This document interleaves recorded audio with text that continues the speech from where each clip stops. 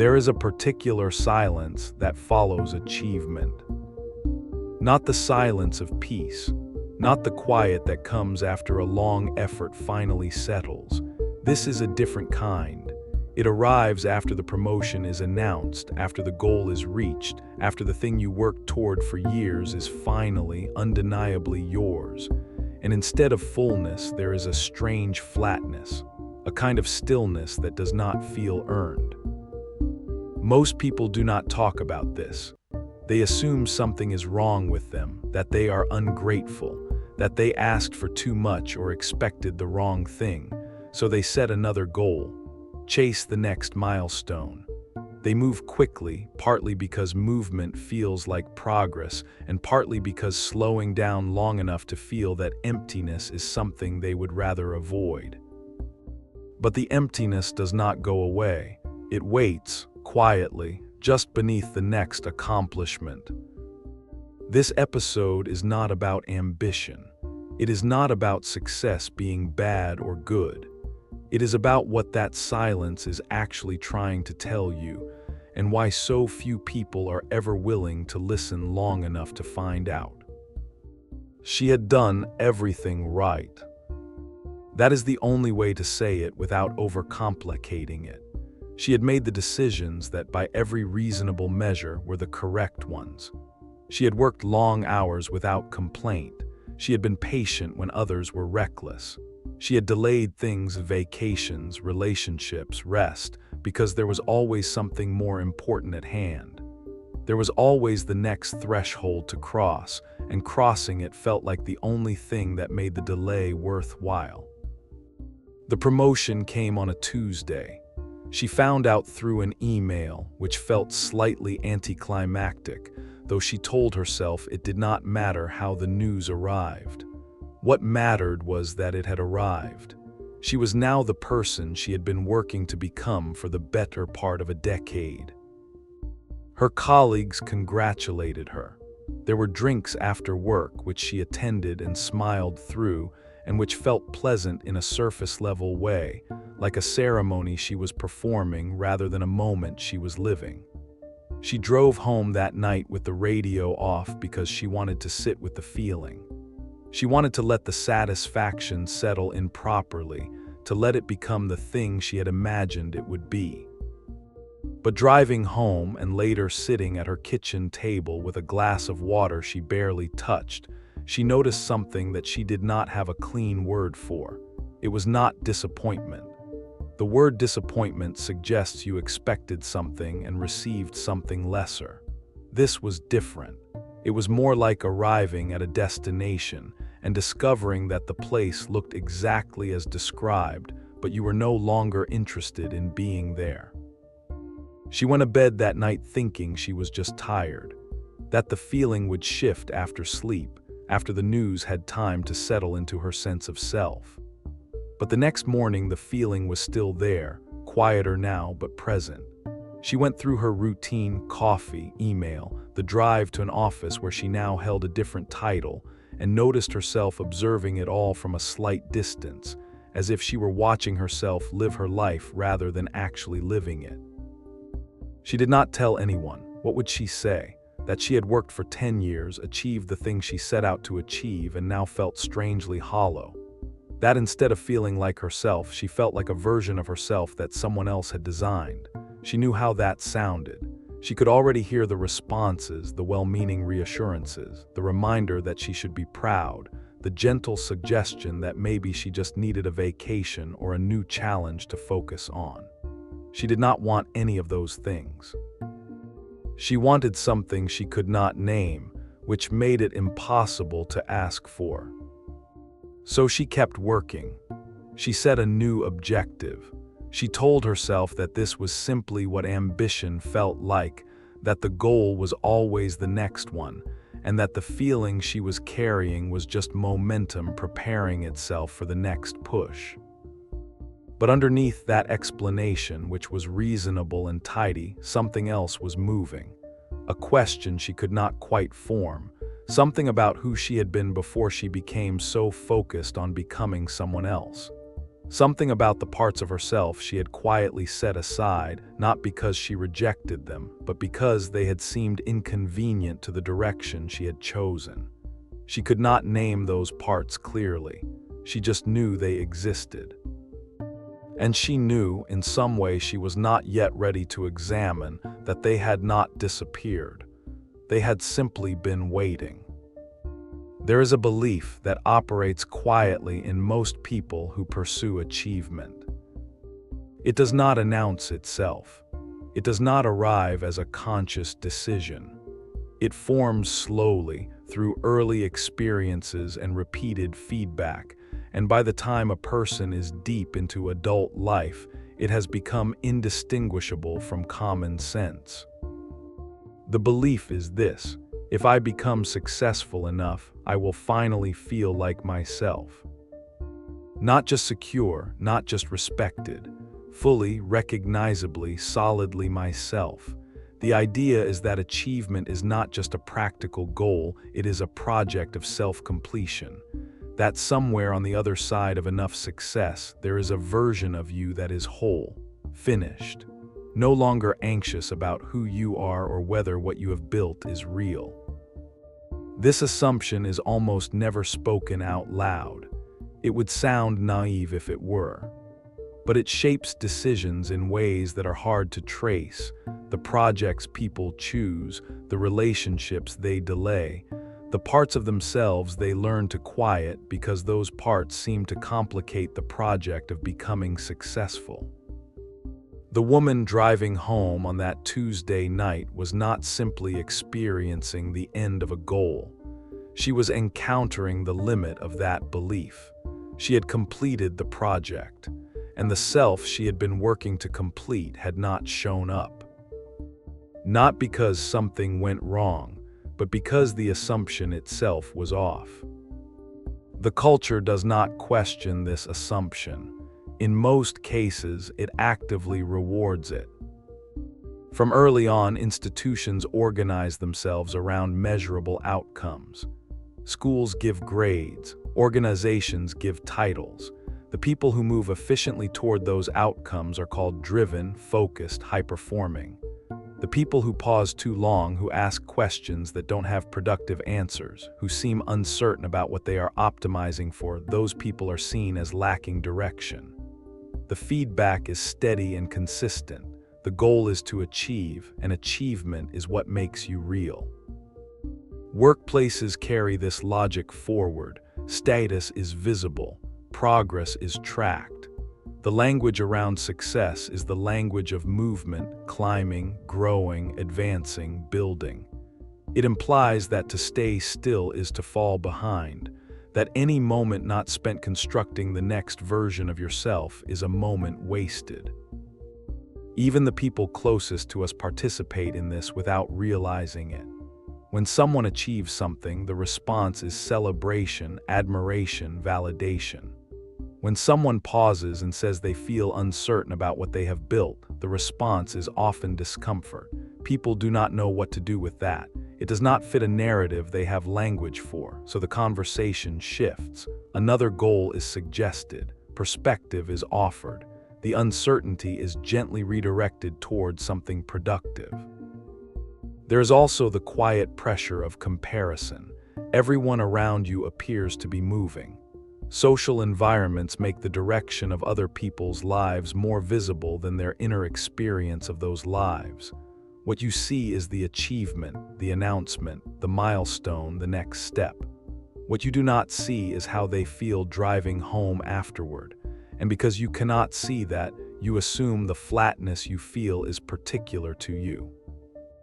That they are experiencing what achievement is supposed to feel like, and you are the anomaly. This assumption keeps people isolated in a very specific way. Not lonely exactly, they have colleagues, relationships, a full enough social life, but isolated inside the experience of achievement not delivering what it was supposed to deliver, because everyone around them seems fine with the arrangement. And so the gap between the public self and the interior experience quietly widens, and the person learns to move through both without connecting them. What gets reinforced over and over is the idea that the inner life is a problem to be solved by the outer one. That if you feel empty, the answer is more achievement. If you feel uncertain, the answer is more clarity of purpose. If you feel disconnected from yourself, the answer is a more successful version of yourself. This is the current that most people are swimming in, and it is invisible precisely because everyone around them is swimming in it too. Carl Jung spent much of his life trying to understand why capable, accomplished people still felt profoundly incomplete. He was not particularly interested in failure. Failure had its own well-documented psychology. What interested him was a different phenomenon, the person who had done everything correctly and still felt like something essential was missing. He came to believe that this experience was not a sign of ingratitude or dysfunction. It was a signal, a specific kind of signal that came from a part of the self that had not been included in the project of becoming successful. Jung called this the shadow. Not in a dramatic sense, not as something dark or dangerous, though it could become that if ignored long enough. The shadow in Jung's framework is simply the collection of everything the self has pushed aside in order to construct a particular identity. The parts of a person that were inconvenient, or that didn't fit the image being built, or that were once criticized and therefore learned to hide. It is not evil, it is just unacknowledged. And here is what Jung observed. The shadow does not disappear when it is ignored. It accumulates. It exerts pressure.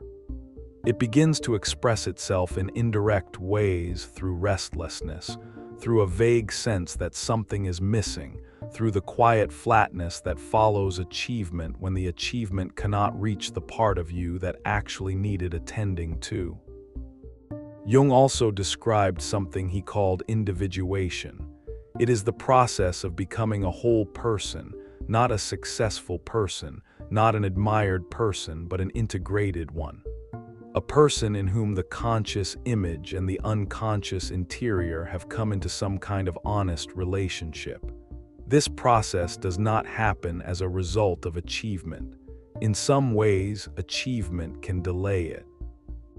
Because the more you invest in a particular identity, the harder it becomes to acknowledge the parts of yourself that identity was built to exclude. The woman at the kitchen table was not experiencing failure. She was experiencing the beginning of something more difficult and more real than anything her career had required of her.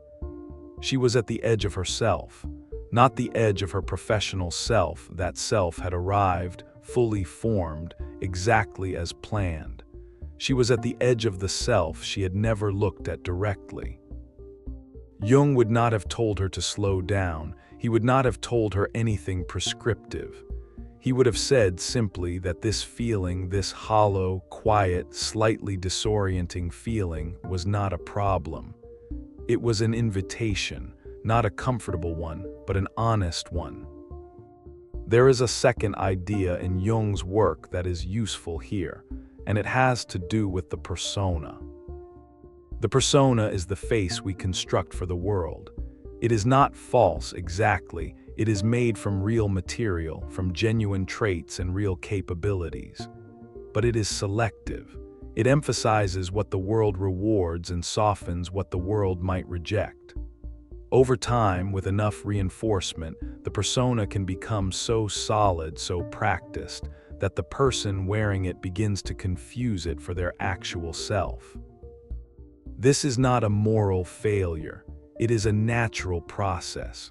The world asks for a particular kind of person, and we construct one. The problem arises when the construction becomes the whole story. When the gap between the persona and the interior self grows wide enough that achievement, which rewards the persona, stops reaching the interior at all. That is why success feels empty, not because the success was unreal, because the self that received it was only partial. Seen through this lens, the hollowness changes meaning. It is no longer a sign that something went wrong. It is not ingratitude. It is not a signal to set a bigger goal. It is the interior self making itself heard, communicating in the only language it has, that it has been excluded from the life being lived in its name. The decade of work was not wasted. The title is real. The capability that earned it is real. But somewhere inside the long process of becoming professionally successful, another process was put on hold. Not eliminated, not destroyed, just postponed in the way you might postpone a conversation you know will be complicated because there is always something more immediately pressing. The flatness after achievement is that postponed conversation arriving, quietly, without urgency, but with considerable patience because it has been waiting a long time. What often happens next is revealing.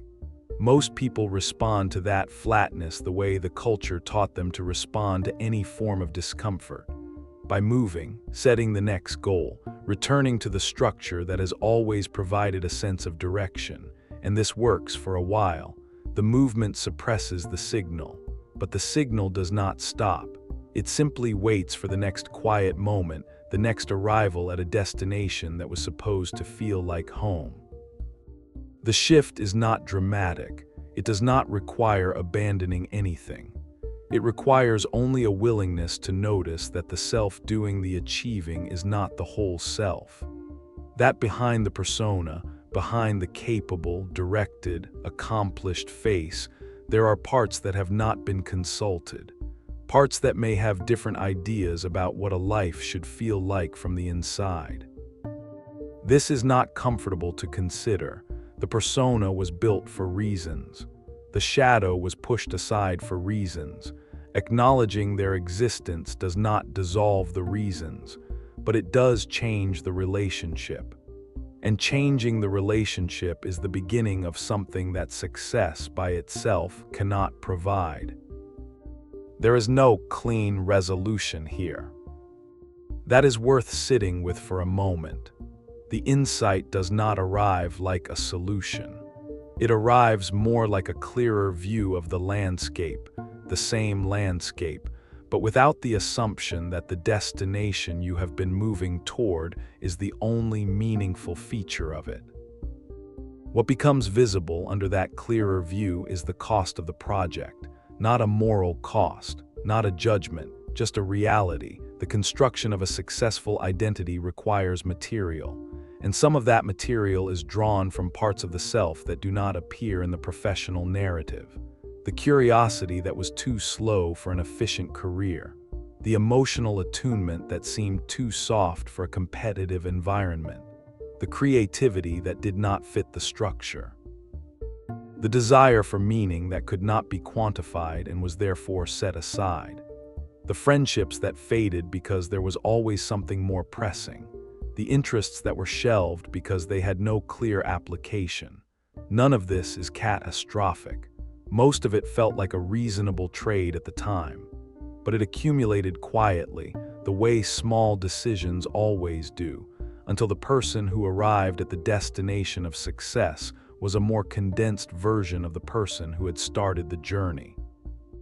These are not losses in the traditional sense. They were choices made for reasons, and many of those reasons were sound. But they are also not nothing. They represent a portion of the self that has been waiting with the patience that only the unconscious possesses for the rest of the person to catch up. Jung believed that this reckoning was not optional, not because of some moral imperative, but because the psyche has a tendency toward wholeness. It moves toward integration the way a body moves toward balance, not always consciously, not always comfortably, but persistently. The emptiness that follows success is part of that movement. It is not a malfunction. It is the psyche doing what it is designed to do. What a person does with that awareness is another matter entirely. Some people ignore it and keep moving. That is a choice, and it has its own set of consequences which tend to arrive gradually.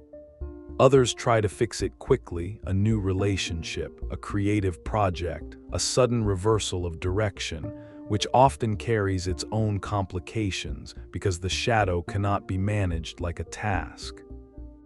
The more honest path is slower. It involves learning to stay with the discomfort rather than resolving it, listening to what the interior is actually saying rather than redirecting it towards something more manageable. Allowing the parts of the self that were set aside to become visible again, not to take over, but to exist alongside everything that has been built. This is the work that no title acknowledges and no performance review measures. It is quieter than ambition. It is more personal, and it is harder in some ways than anything the career required, because the career had external feedback. This has none. It is entirely interior, and the only guide available is the honest attention you are willing to give it. Success was never the destination. It was the part of the journey that was easiest to measure. The self that was hardest to build was never the successful one. It was the whole one. The silence after achievement is real. It is not ingratitude. It is not weakness. It is not a signal to move faster or aim higher. It is the sound of the parts of yourself you have not yet met, patient, unhurried, completely unimpressed by your credentials, finally finding a moment quiet enough to make themselves known.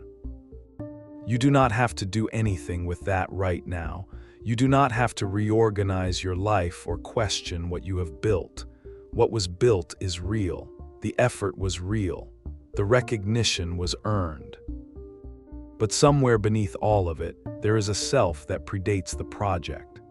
A self that was curious before it learned to be strategic, that was open before it learned to be focused, that wanted things it cannot fully remember because the wanting seemed impractical and was quietly discouraged. A self that once had a very different sense of what a good day felt like: not productive, not efficient, just genuinely alive in some way that did not require external confirmation.